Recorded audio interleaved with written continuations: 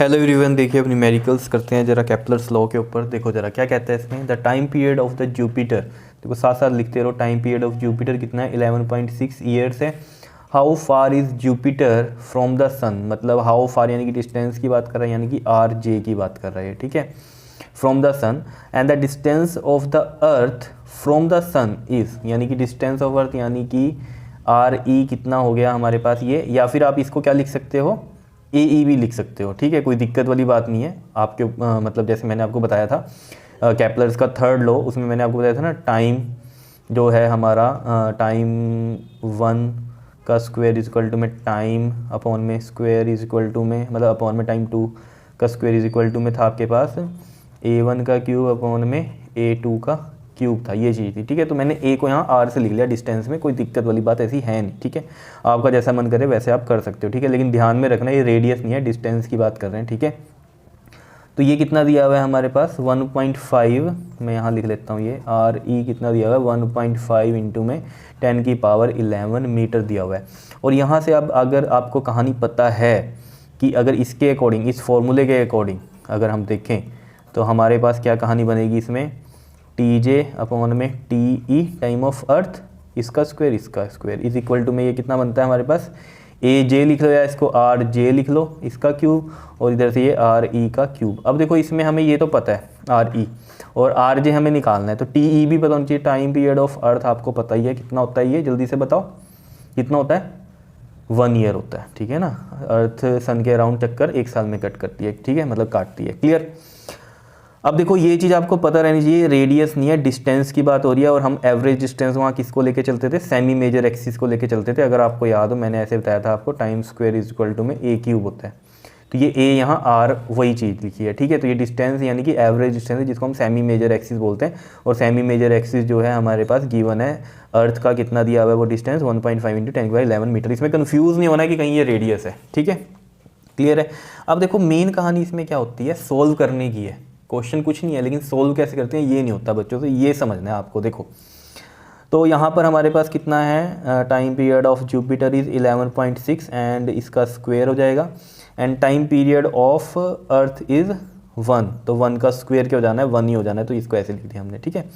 R J हमें निकालना है इसका क्यूब, आर ई क्या है, देखो यहाँ पर आर ई हमारे पास ये दिया हुआ है 1.5 इंटू में 10 की पावर 11, और इसका भी क्या है हमारे पास क्यूब है, क्लियर है इतनी बात, ठीक है।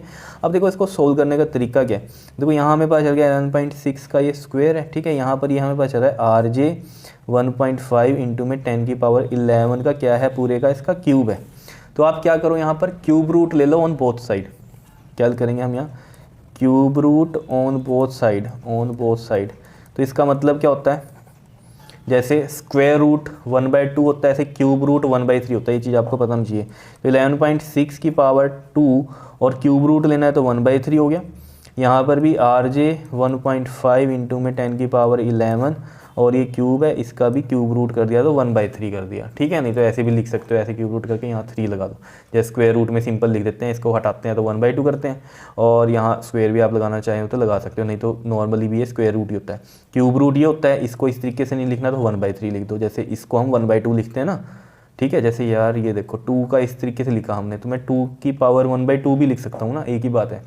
ऐसे ही क्यूब रूट अगर मैंने लिखा 3 का, तो मैं 3 की पावर 1/3 भी लिख सकता हूँ, वो चीज़ है, ठीक है। तो यहाँ 1/3 कर दिया, इससे होगा क्या, ये इससे कट गया, तो यहाँ क्या बचा आपके पास, देखो आर जे, ये रहा आर जे, और ये 1.5 इधर चला गया, 1.5 इंटू में 10 की पावर 11, और ये देखो अब मेन कहानी ये है, यहाँ अब 11.6 की पावर क्या बन गई जी, 2/3 बन गई। ये कैसे सोल्व होती है, अब ये देखो आप हर जगह कैसे किया हुआ है, आर जे की वैल्यू बस ये कर दिया सोल्व करके, ये आएगा आंसर, ऐसे लिखा हुआ है। तो आपको पता होना चाहिए इस तरह की वैल्यूज़ कैसे सोल्व होती हैं।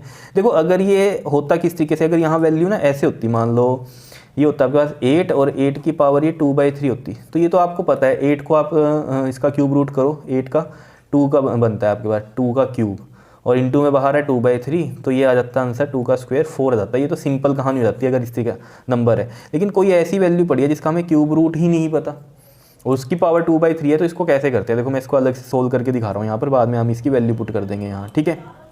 देखो यहाँ मैं करके दिखा रहा हूँ ये आपको, ठीक। जैसे इसको आपने ले लिया x इजिकल टू में 11.6 की पावर 2/3, इसको क्या ले लो आप, log कंसीडर कर लो, log x taking log on both side, तो ये भी log आ गया इधर 11.6 की पावर 2/3। अब आपको पता है log a की पावर n क्या होता है, n log a, इस तरीके से लिखते हैं, तो हम इसको ऐसे लिख सकते हैं 2/3 log 11.6। अब सारी कहानी किसकी है, log की है। तो जिनको नहीं आता log टेबल करना या log निकालना, उनके लिए देखो मैं आपको समझा देता हूँ। जैसे 11.6 है ना, ठीक है, तो कैसे निकालते हैं, देखो इसके लिए 2/3 एज इट इज़, ठीक है। 11.6 है जैसे, ठीक, तो इसको आपने इस तरीके से तोड़ लेना है, 4 डिजिट में रखना है इसको। जैसे 3 है ना, तो 1 0 मैंने खुद से लगा दी, ठीक है। तो इसको देखना है आपने 11 का मेन, ठीक है, और 6 में आपको उसे देखना है, ठीक। देखो कैसे, देखो यहाँ से समझते हैं। देखो ये कर दिया हमने इस तरीके से, देखो अब ध्यान से समझना बिल्कुल।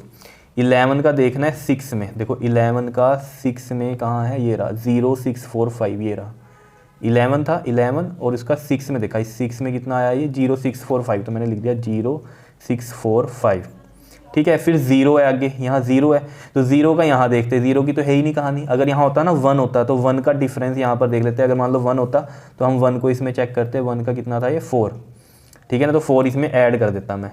अब तो 0 है, तो 0 का कुछ है ही नहीं मीन डिफरेंस, तो सिंपली हम इसी तरीके से लिख देंगे 0645, ठीक है। अब कहानी की बात करते हैं, क्या इसमें जो था हमारे पास वो था 11.6, यही था, ठीक है। अब ये पॉइंट का क्या कहानी है इसके अंदर, देखो पॉइंट की कहानी क्या है, पॉइंट से पहले डिजिट काउंट करो कितने हैं, 2 डिजिट हैं, ठीक है, 2 लिख दिया, उसमें से करो -1, तो कितना आ गया 1। तो यहाँ पर आपने क्या लिखना है, ये पॉइंट आ गया ना, यहाँ लिखना है आपने 1।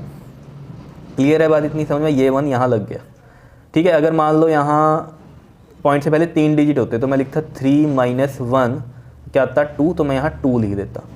समझ रहे हो इतनी बात, तो यहाँ आ गया कितना, ये 1 पॉइंट में 0645।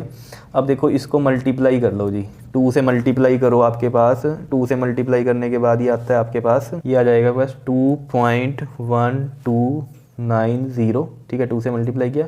अब 3 से डिवाइड करना है, अब 3 से इसको देखो डिवाइड कैसे करेंगे, देखो 21290 और नीचे मैंने पॉइंट हटा के लगा दिया 1000, इस तरीके से करना है। 3 से इसको डिवाइड करो, देखो 3 7 था, फिर नहीं जा रहा तो 0, 3 9 ज़ा 27, फिर 2 3 6 ज़ा 18, फिर 2 पॉइंट लग जाएगा 3 6 18, ये आ रहा है, ठीक है। तो देखो ये बन रहा है आपके पास, कितना बन रहा है ये 7096.6, और नीचे कितना है आपके पास, पॉइंट हटाया था तो 4 जीरोज़ लगनी थी, ठीक है। तो ये 4 जीरोज़ जब हम हटाएंगे तो ये पॉइंट 4 इधर शिफ्ट हो जाएगा, तो क्या आएगा इधर 7096 पॉइंट आ जाएगा। बात समझ में आ रही है या नहीं, बताओ। तो यहाँ पर देखो मैं लिख दूंगा इसको 0.7096, क्लियर है। तो यहाँ से देखो आपके पास log x की वैल्यू आ गई कितनी, 0.7096। अब x की वैल्यू कैसे निकलेगी आपको पता है, एंटी लॉग कर देंगे यहाँ, एंटी लॉग 0.7096। अब सिंपल है, अब एंटी लॉग भी निकालना आना चाहिए आपको। कैसे निकालते हैं इसको, देखो इसको भी ऐसे देख लो आप, ये 70 और 96 है, ऐसे है ना। तो 0.70 का आप देखोगे कि इसमें 9 में और फिर 6 में, देखो कैसे, देखो 0.70 देखो कहाँ पर है, ये रहा 0.70, एंटी लॉग में देखना है ये, ठीक है। 0.70 को किस में देखना है आपको, 9 में देखना है। यहाँ से देखो 9 में, तो 9 में कहाँ बनता है, ये बनता है 5117, तो मैं यहाँ लिख लेता हूँ 5117, और फिर देखना है ये किस में, 6 में। 0.70 का 9 में देखा, फिर 6 में मेन डिफरेंस देखना है, तो 6 में यहाँ से देखो ये 6 में कितना है 7, वो इसमें ऐड कर दो, कितना बनेगा देखो 4 और मतलब 14 बन गया ना, और ये 2 आ गया, ये 1, ये 5, ये बन रहा है, ठीक है। तो 5124 बन रहा है, ये चीज़ हो गई, ठीक है। इसको रखते हैं साइड में। अब देखो 5124 आया, आपको देख लिया आपने 0.70 का 9 में और फिर 6 में, 9 में ये आया, 6 में ये आया, उसको ऐड कर दिया, ये आया, ठीक है। तो ये क्या बन रहा है आपके पास 0.5124, ये बन रहा है, ठीक है। अभी ये पॉइंट अभी ना लगाओ ये, ठीक है, अभी ना लगाओ ये पॉइंट, 5124 आया, ठीक है। अब आप ये देखो, ये जो पॉइंट है, ये जो पॉइंट है यहाँ पर, इस पॉइंट से पहले क्या डिजिट है, ये 0 है, ठीक है, 0 है। इस 0 में +1 करो तो कितना आता है 1। तो 1 यहाँ पर इसका मतलब क्या है, अब यहाँ 1 नहीं लगाना आपने क्या करना है, 0.1 डिजिट छोड़ के लगाना है। तो कितना आ जाएगा ये 5.124, समझ रहे हो। अगर मान लो यहाँ पर होता नंबर 1, यहाँ 1 होता, तो मैं 1 में इधर 1 में 1 ऐड करता तो क्या आता 2, तो अब 2 डिजिट छोड़ के पॉइंट लगता। ये चीज़ है, क्लियर हो रही है बात। ये डिफरेंस समझ में आना चाहिए आपको लॉग में और जब एंटी लॉग निकालते हैं, ठीक है। तो यानी कि यहाँ पर क्या आ रहा है हमारे पास, x कितना आ रहा है 5.124 आ रहा है, ठीक है, ये वैल्यू आई है। तो यही मैंने x माना था 11.62 की पावर 3, ठीक है। तो इसको सोल्व करके कितना बन रहा है ये हमारे पास, देखो 1.5 इंटू 10 की पावर 11 इंटू में ये कितना आ रहा है 5.124, ठीक है जी, ये आ रहा है। अब यहाँ से आपने क्या करना है, देखो 5124 को इस 15 से मल्टीप्लाई करना है। देखो ये क्या है, मतलब पॉइंट हमने अभी हटा दिए, इसका भी और इसका भी, ठीक है। पहले इनको मल्टीप्लाई कर लो, ठीक है ना। मल्टीप्लाई करके आपके पास जो आएगा वो आएगा क्या, ये आएगा आपके पास 76860, मल्टीप्लाई कर लेना इसको, ठीक है। अब देखो कितने पॉइंट छोड़ के था ये, इधर 3 छोड़ के था, इधर 1, 3 और 1 4, तो 4 छोड़ के पॉइंट लगाओ, 1 2 3 4, देखो ना, एक पॉइंट यहाँ था एक यहाँ था, ठीक है। एक ये 3 ये 4 हो गए, तो 1 2 3 4 ये आ रहा है हमारे पास, ठीक है। तो इसको हमने इससे मल्टीप्लाई किया तो कितना बन रहा है 7.68, ठीक है, इतना बहुत है, 6860 लिखने की जरूरत नहीं है, 7.68 इंटू में ये 10 की पावर 11 मीटर में होता है ये RJ, ठीक है जी। तो डिस्टेंस जो है सन से जुपिटर का वो कितना है 7.68 इंटू 10 की पावर 11 मीटर।